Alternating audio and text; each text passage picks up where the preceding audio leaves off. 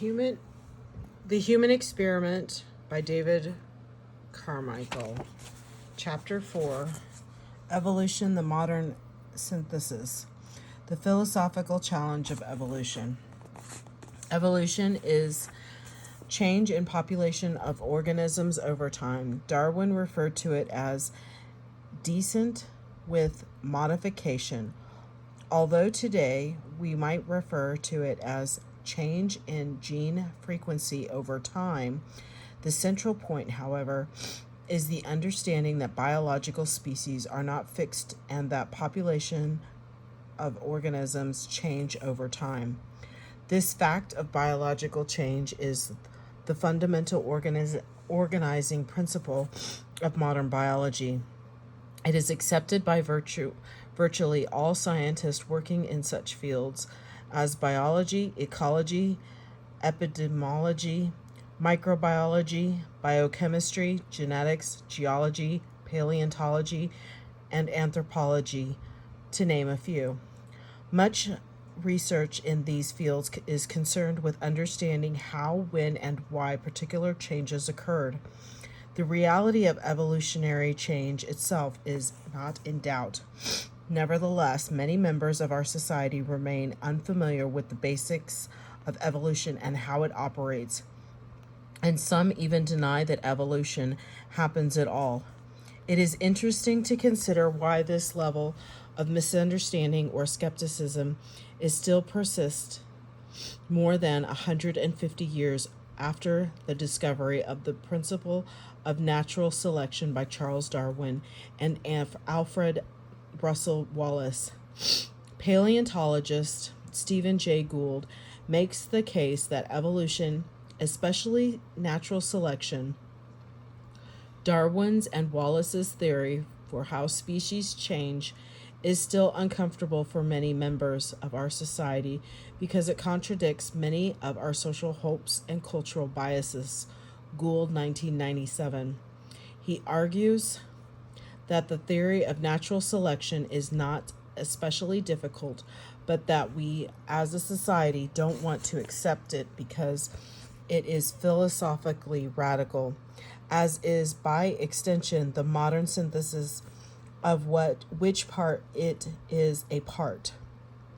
Question answer. How can organisms with fully functional designs evolve at random? Evolution is not random. It involves natural selection, which is a non-random process. Evolution is challenging because it is explicitly materialistic and rigidly naturalistic. Natural selection, or any scientific theory, doesn't explicitly deny the existence of a God, but it doesn't require one either. It provides a way to explain the diversity of life observed in nature without supernatural agency.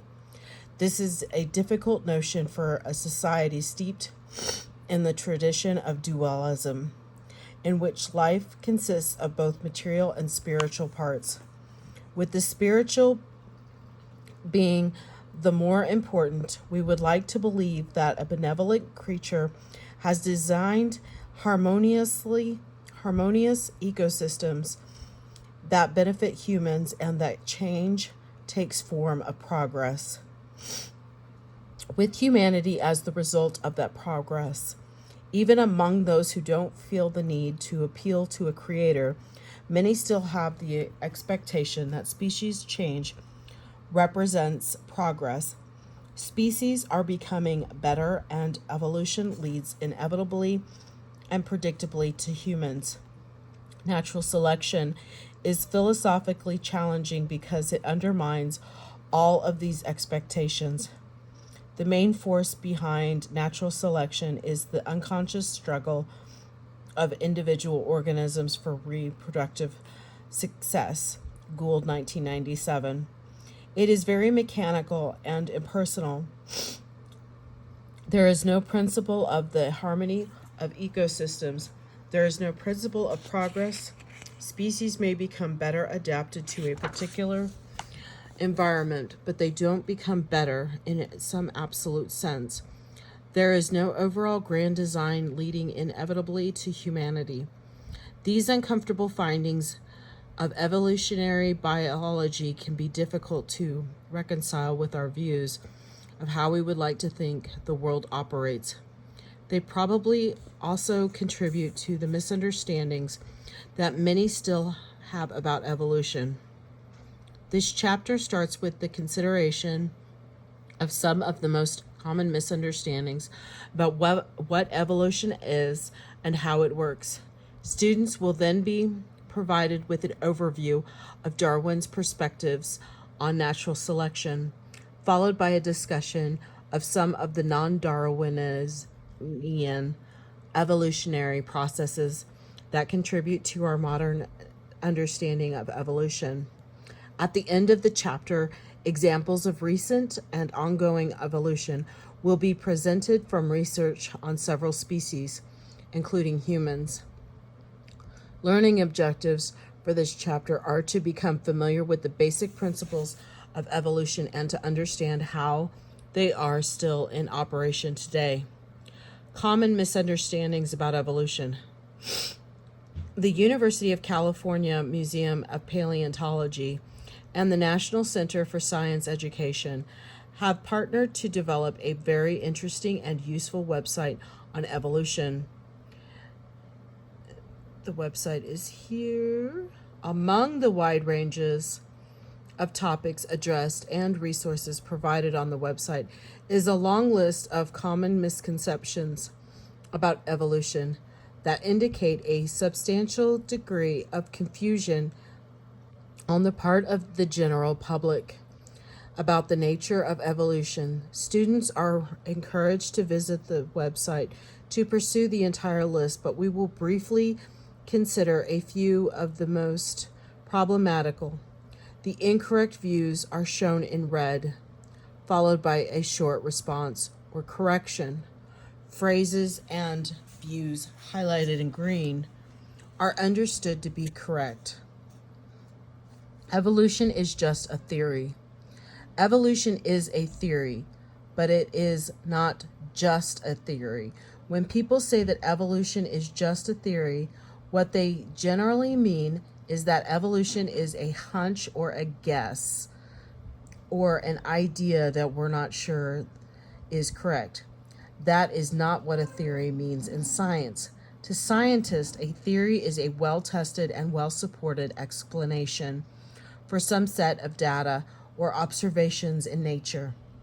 Our current understanding of evolution, the modern synthesis, combines several well-supported explanations for change, linking the findings of genetics with natural selection to explain how populations of organisms change over time. Number 2, evolution is a random process that happens by chance. Some people claim that evolution cannot be real because the complexity of nature could not result in a random process. It is important to understand that natural selection is not random. If it were, perhaps it would be called natural randomness, but it is not. Natural selection is a selective process. Aspects of the environment within which organisms live, such as rainfall pattern, food sources, predators, etc., serve to select those traits that help individuals adapt to the local environment and reproduce more effectively. Mutation, the source of genetic variation in species, is random, but natural selection is not. It is accumulation of many selected traits that result in species becoming adapted to their local environment. Natural selection involves organisms trying to adapt. That's number 3. Neither species nor individual organisms try to adapt. The species don't know how the environment is changing or what traits they might need in order to adapt to those change. There is no conscious agency involved at all. Rather, natural selection is a mechanical process that is one of the possible outcomes of what is actually happening. Individuals are simply attempting to reproduce successfully Those that produce more offspring will transmit more of their genes to the next generation. Evolution is survival of the fittest. Evolution is not survival of the fittest, unquote. Darwin did not use this phrase, and it is a misrepresentation of his theory. Herbert Spencer actually first used that phrase as a way to just social inequality in human society. But this is not what Darwin's theory is about. It is simply differential reproductive success, or survival of the best adapted. The traits that confer an adaptive advantage, camouflage, for example, may have nothing to do with the strength, speed, or ferocity, etc. Number 5, evolution results in progress. Evolution is non-progressive. Darwin was careful to avoid labeling organisms as higher or lower forms. At most, natural selection is about organisms' adaptations to changing local environments. An organism could become better adapted to a particular environment, but if the environment changes in the future, what was once an advantage could become a disadvantage. Many organisms are facing precisely this challenge as a result of global climate change. Most organisms that have existed on the planet are extinct. It is hard to see how that fact can be viewed as a result of a principle of progress. I will leave this website on the announcements for this particular chapter.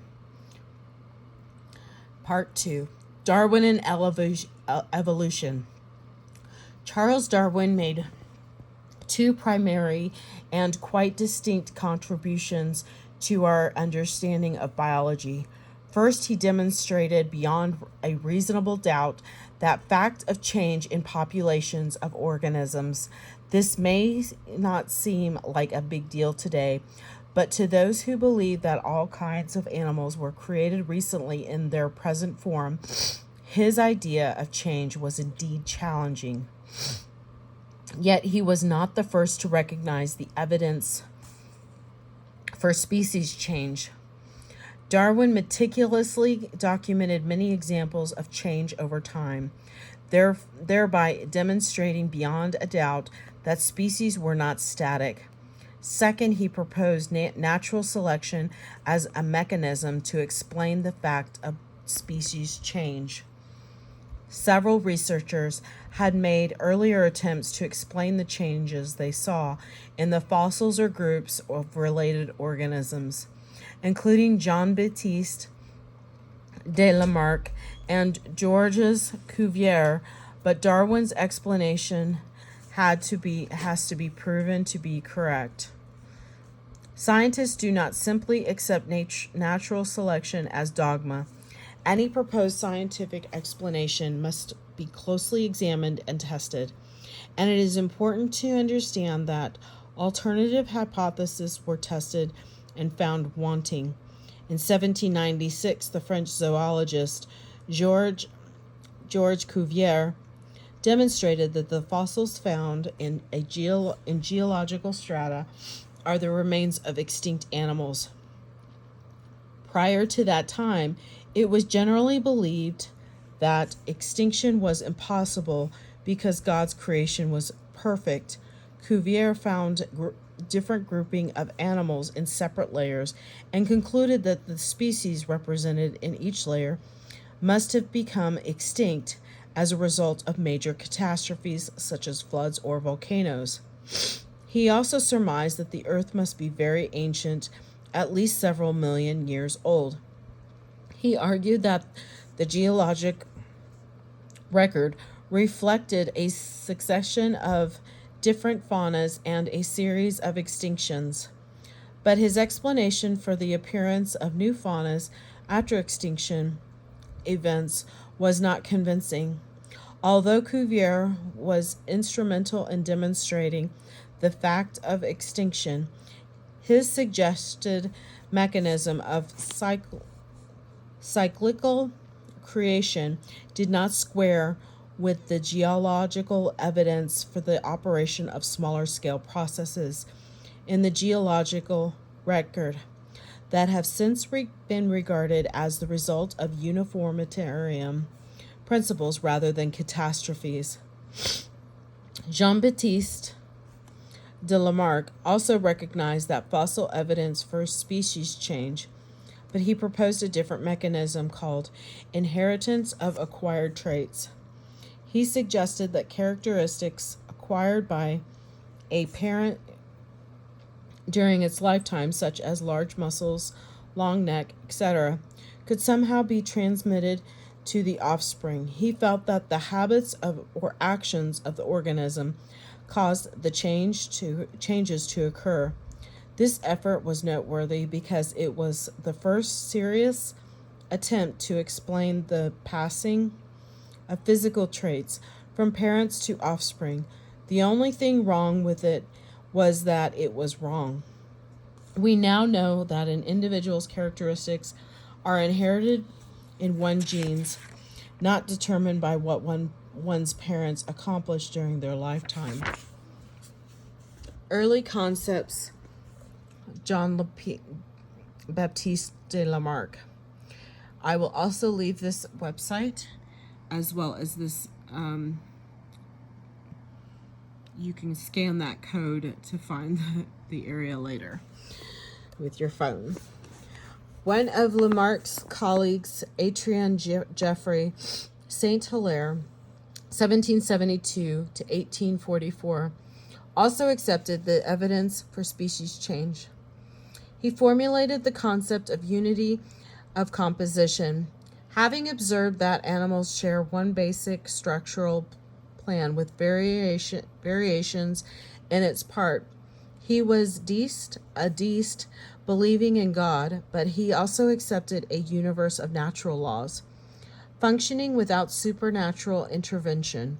He proposed still another alternative mechanism for change, suggesting that the environment causes direct induction of change, that the organism somehow knows what it needs to change. Again, knowledge of the principles of genetics undermines this idea.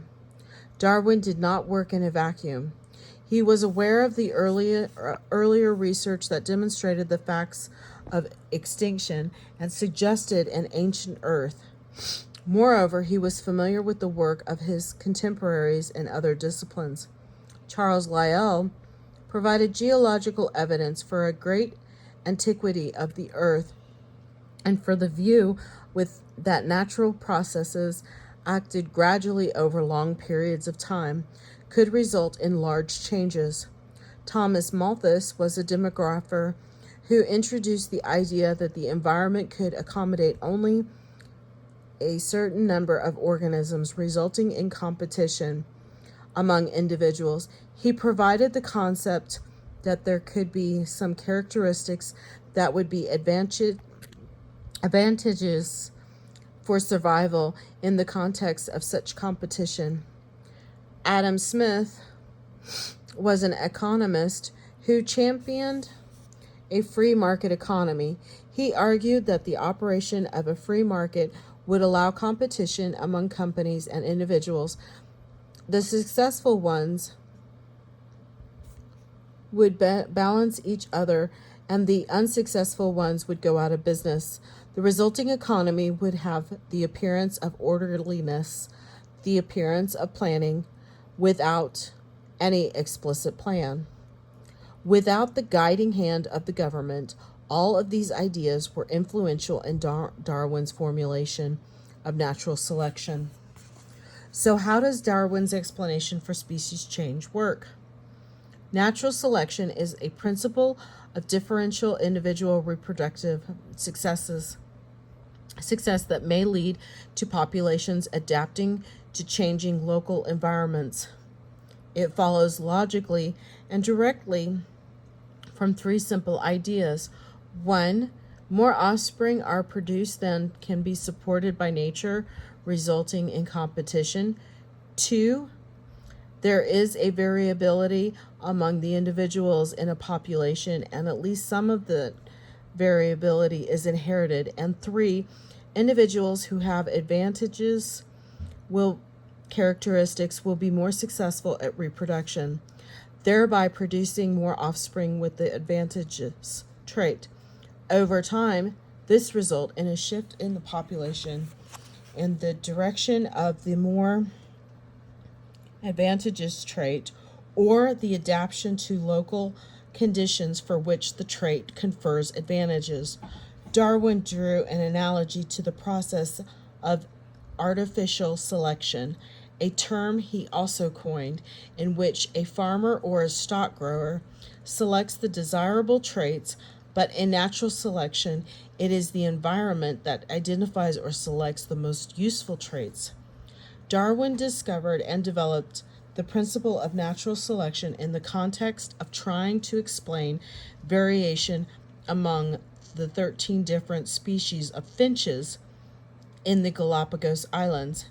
He observed variation in body, size, and form of birds' beaks, and noted that there appeared to be geographical patterns in the distribution of these traits.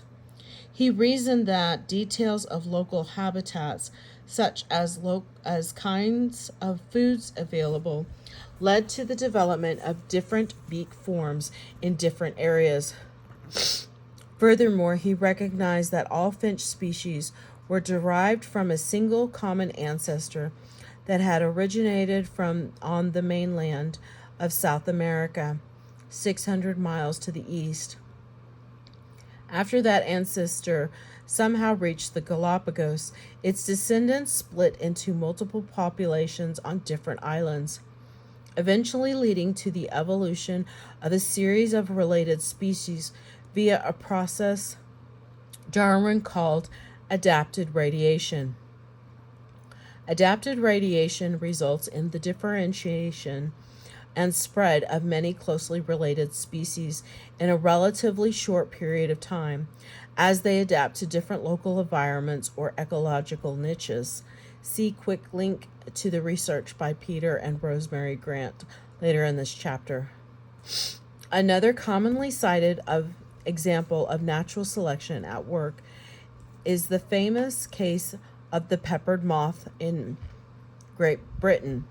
Peppered moths, Beeston betuliaria, pardon me if I mispronounce it, are usually light colored with black spots on their wings, figure 4.1. The color patterning on these light moths provide camouflage against the lichen on the trees in which they are found. They are also a genetic variant in the moth production that results in wings that are black instead of peppered in appearance against the light-colored lichen. The black moths are more visible and more susceptible to predation by birds and therefore less common in the population. However, starting in the mid-1800s, naturalists found that black moths were actually more common in the vicinity of towns and cities. Increasing use of coal to fuel the Industrial Revolution resulted in air pollution that killed much of the lichen and blackened the trunks of trees in industrial towns. In that environment, the light moths were more visible and more susceptible to predation, so the black moths became more common in urban areas. In Manchester, the first black moth was noted in 1848, and by 1895, nearly all the moths in the city were a black variety. In the mid-20th century, after air pollution controls were instituted, tree trunks became lighter, and the light-colored moths became more common again. It is generally accepted in the scientific community that differential bird predation is the primary selective mechanism that drove the observed evolution in peppered moths. Majus, 1998, Walton Stevens, 2018. The change from light to dark moths and back again did not involve speciation, Both color varieties are versions of the same species. Instead, they change in percentages of each variety is an example of microevolution, or change within species by means of natural selection. Natural selection is a principle of differential individual reproductive success. Individual organisms cannot choose to evolve during their life. They either have the advantageous trait or they don't. If they do, they are statistically more likely to produce more offspring, and advantageous traits will be more common in the following generations. It is the population that evolves, or in Darwin's term, descent with modification, happens in populations, not individuals. Individuals are the units of selection, but it is populations or species that actually evolve. So what does natural selection explain? It explains the resemblance among the different closely related organisms as a result of their descent from a common ancestor. It explains the diversity of life, or why the differences among different organisms have proliferated over time as a means of adaptation. It accounts for the fossil evidence of changes in organisms over long periods of geologic time. And for that, the most species that ever existed are already extinct. They didn't adapt to environmental change. Botanical Society of America, 2003.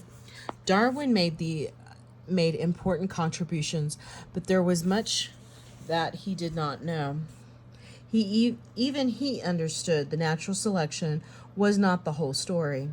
Furthermore, I am convinced that natural selection has been the most important, but not the exclusive means of modification. Darwin, 1859. Darwin didn't know what causes the variability within populations of organisms, or how traits are transmitted to the next generation. Natural selection doesn't explain these details. Other researchers added these and other important parts of the puzzle. The work of other researchers since his time has not disproven Darwin's theory of natural selection. Instead, it has repeatedly confirmed the importance of his work. But they have also added many details that eluded Darwin, and they have identified several other processes that can contribute to change in gene frequency over time to evolution. The rest of the story. As brilliant as Darwin was, and as relevant as his ideas, continue to be today, it is inaccurate to equate evolution with Darwin, as implied by the term of Darwinism. Our contemporary view of evolution is often referred to as the evolutionary synthesis or modern synthesis. Three great biologists, Theodosius Dubinsky, George Gaylord Simpson, and Ernest Mayr, were the architects of the modern synthesis and the reconciliation of evolutionary theories with the processes of genetic inheritance didn't happen until latter half of the 20th century. There are a whole series of processes that are sometimes known as non-Darwinian evolutionary principles. They include the principle of genetic inheritance, mutation, genetic drift, and punctuated equilibrium. Some of these processes operate at the cellular level, some at the individual level, and some at the level of entire populations. All are processes that contribute to change in gene frequency over time, but by mechanisms other than natural selection. A very brief overview of how these principles contribute to evolution is presented below. Our basic understanding of the principles of inheritance comes from the work of the Augustinian friar Gregor Mendel.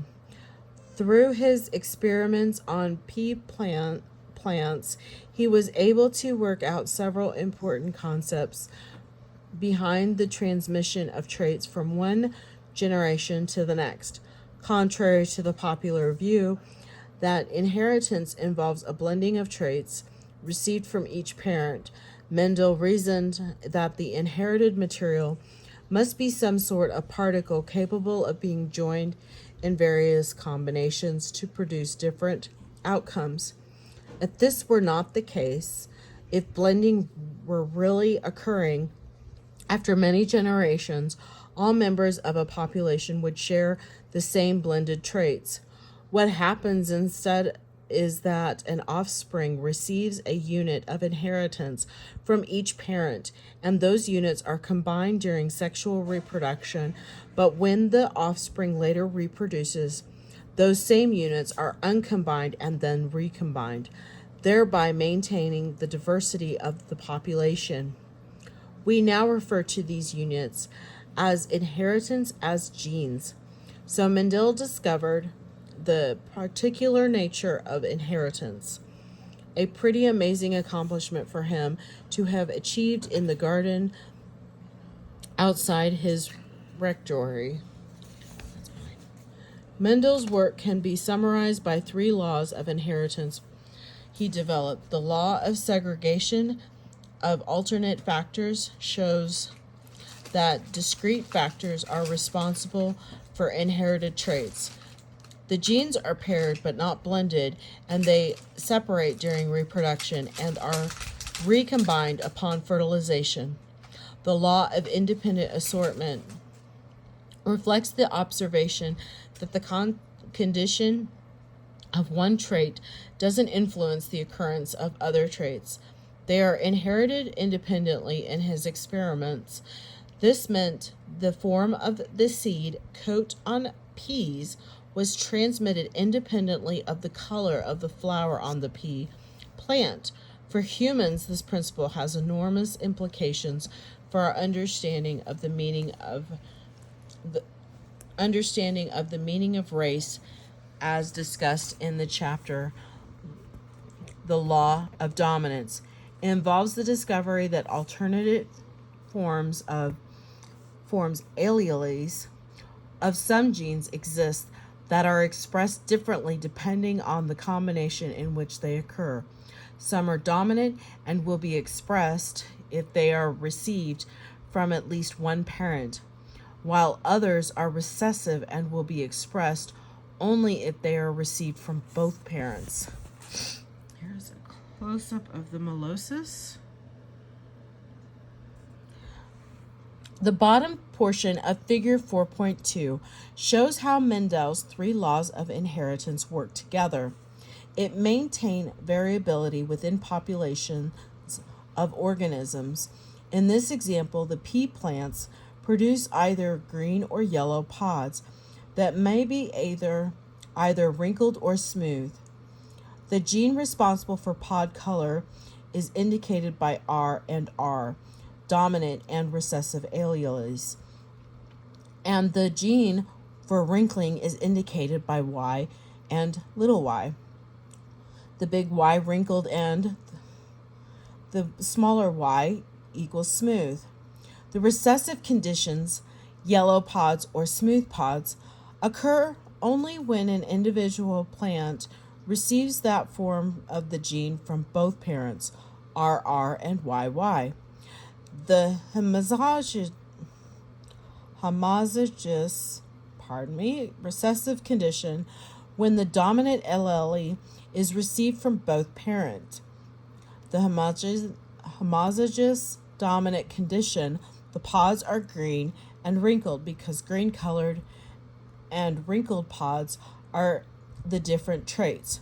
When an individual receives a dominant allele from one parent and a recessive from the other parent, the heterozygous condition, the dominant trait will be expressed as big R, little r, and big Y, little y. Knowing which traits are dominant and recessive allows us to predict their occurrence in the population. In this case, we can see that 75% of the combinations results in wrinkled pods and 75% are green pods. The most common type of phenotype, the outward expression of the genes involving both traits, is green wrinkled pods of 56%, and the rarest conditions will be smooth yellow pods, little r, little y, which account for only 1/16, 6.25% of the population. Note that the two traits considered here, pod wrinkling and color, are not linked. Wrinkled pods can be of either color, and vice versa. The traits are inherited independently. Here's a picture of 4.3. Although the basic principles of inheritance are inferred by observing the outcome of Mendel's careful breeding experiments, the mechanisms occurring at the molecular level to bring about cell division and recombination were identified by other researchers.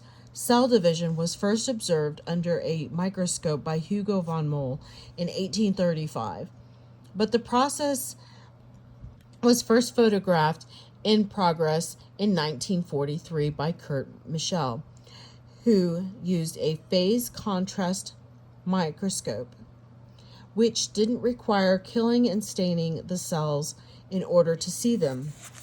The sequence of changes observed during cell division are illustrated in 4.3. Organisms generate new cells all the time through the process of cell division.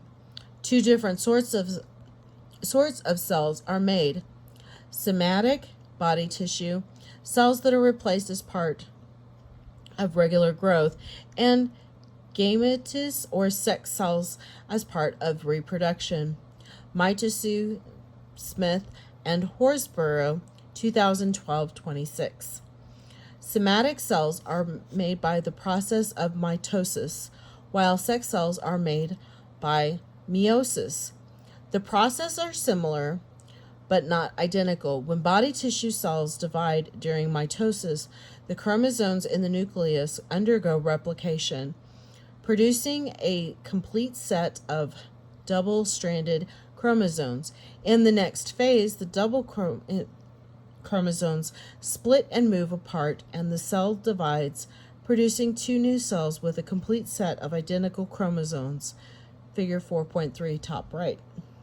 Meiosis start out the same with the replication of chromosomes, but instead of one cell division, meiosis involves two.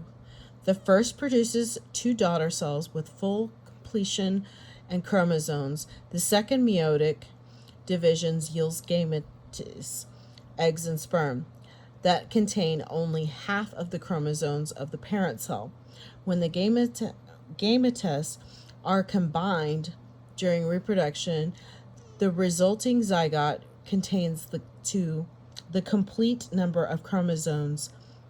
In essence, cell division by meiosis shuffles the existing variation being carried in the parent cells, resulting in new combinations, such as each egg and sperm will contain different combinations of inherited genes, some of which might be useful to the organism as it adapts to changing local environments.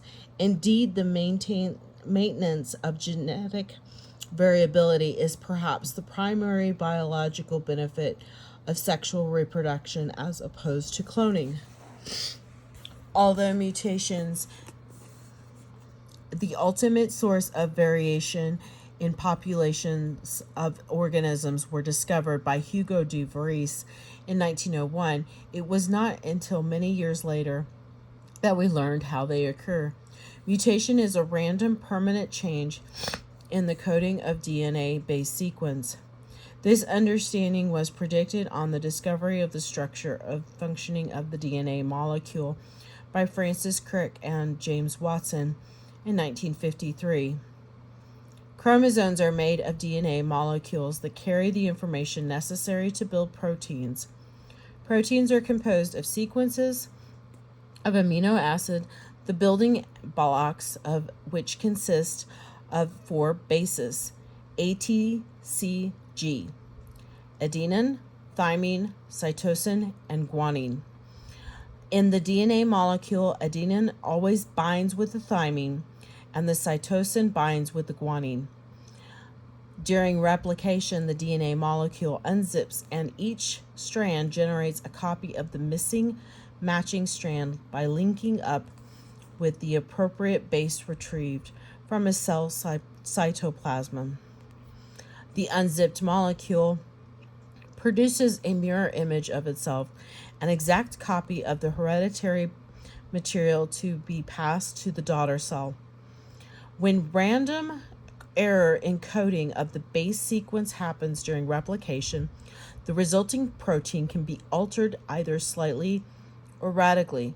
When this occurs in a sex cell, the resulting offspring can have new and different biological traits. This process provides the variability which is acted upon by natural selection.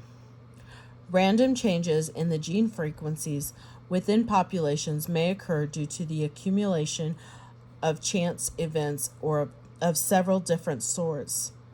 Collectively, these processes are referred to as genetic drift. One type of genetic drift is called gamete sampling. In sexual reproduction, there are an enormous number of possible combinations regardless of which sperm fertilizes the egg. There will be a large number of potential combinations that are never realized. The effect on the gene frequencies of the ensuing generations is real, but it is not related to the adaptive fitness of the traits involved because it is produced at the time of fertilization before natural selection has a chance to act upon the variation being expressed in an individual organism. Another kind of genetic drift involving sampling at the population level rather than at the cellular level is called the founder effect. The founder effect occurs when a small portion of a population becomes isolated from the parent group and forms a new population. Because the founder group is so small relative to the original group, it usually will not have all of the genetic variability contained in the larger population. Therefore, natural selection will have different sets of variations which it can act, and if they remain isolated, the populations can diverge fairly quickly. One final example of genetic drift is the effect of random events that result in different mortality. In various parts of the country, efforts have been made to reintroduce or maintain native vegetation that has been lost due to farming or residential development. One of the ways this is done is to establish corridors for wildflowers and native grasses along highway easements.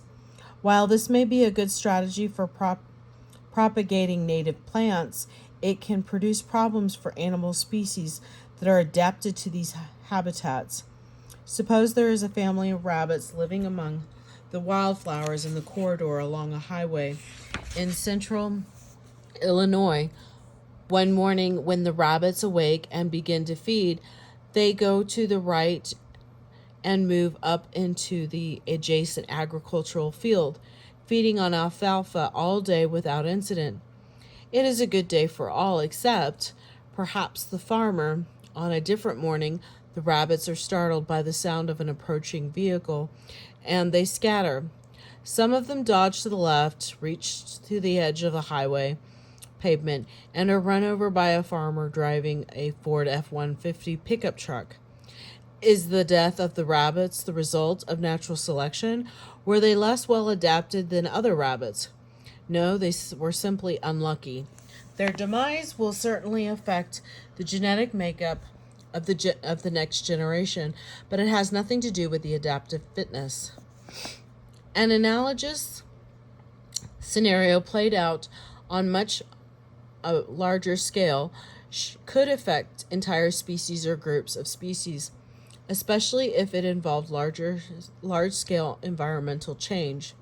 Punctuated equilibrium is a concept developed by Stephen Jay Gould and Niles Eldredge, 1977, to explain patterns in the fossil record which seem to indicate rapid changes in some species. In punctuated equilibrium, species are viewed as making only minor adjustments to the environment via natural selection. For most of their history, these long periods of homeostasis or equilibria are sometimes punctuated by short periods of relatively rapid environmental change requiring organisms to make relatively rapid adjustments that appear to leave limited evidence of transitional forms in the fossil record because the changes occur over a relative short time span. An example of this sort of change is the extinction of dinosaurs and the subsequent expansion of mammals. It is now widely accepted that the extinction of dinosaurs was the result of a meteor impact that altered the atmosphere for many years. As the dinosaurs became extinct, that opened up a new ecological niches for the diminutive early mammals that had existed in their shadows up to that point. The mammals adapted relatively rapidly to the new available niches, developing many new forms through the process of natural selection and adaptive radiation. But did they outcompete the dinosaurs? No. The dinosaurs, except for the ones that evolved into birds and reptiles, were removed by a chance event. To summarize, we can organize the various aspects of the modern synthesis of evolution by reference to four primary forces or processes of evolution: mutation, natural selection, genetic drift, and gene flow. Mutation, the random change in the DNA base sequence, is the source for new genetic variation within a species. New variation is constantly being generated and has nothing to do with what a species may or may not need to assist in their adaptation. It is just the mechanical process of coding errors occurred during cell replication. Natural selection acts upon the variation that already exists in a population. Through the processes of differential reproductive successes, traits that contribute to more successful reproduction will be transmitted to subsequent generations, thus becoming more common throughout the population. Individuals with beneficial or deleterious traits may be selected for or against, but they don't evolve. Populations evolve. Genetic drift refers to the several sorts of chance events that can result in change in gene frequency over time. These include gamete selection, which occurs at the cellular level, random loss of individual organisms at the individual level, and the founder effect, which involves populations, albeit usually small ones. Genetic drift usually increases the variation between populations because the chance events that occur within one population are unlikely to be experienced the way by other populations. Gene flow, or the movement of genetic material from one population to another, generally has the opposite effect when members of one population migrate and interbreed with members of other populations. The exchange of genes decreases the differences between the populations. Finally, a few words on how all these processes can lead to specification, the development of new species if two populations are isolated from each other due to geographical, environmental, or behavioral barriers to mating. Genetic drift will make the populations more genetically different. Mutations that occur in one population won't be passed to the other if the two environments are slightly different. Natural selection will favor different characteristics and result in different gene frequencies for those traits. If the isolation lasts long enough, speciation will occur. This process is called cladogenesis, the splitting of one lineage into two or more lineages. Even if separate populations do not exist, evolution can still occur. A single species may change significantly over time while still remaining a single lineage. Parent populations and much later descendants populations may look different, very different, and be given different species names. Examples of this sort of pattern are evident in the evolution of modern horses and modern bison from their prehistoric ancestors. The process of evolution within lineage is called angiogenesis. Now let's consider a few examples of recent or ongoing evolution, including some cases in which evolution can be observed within human lifetime. This is the end of Chapter 4, Part 1.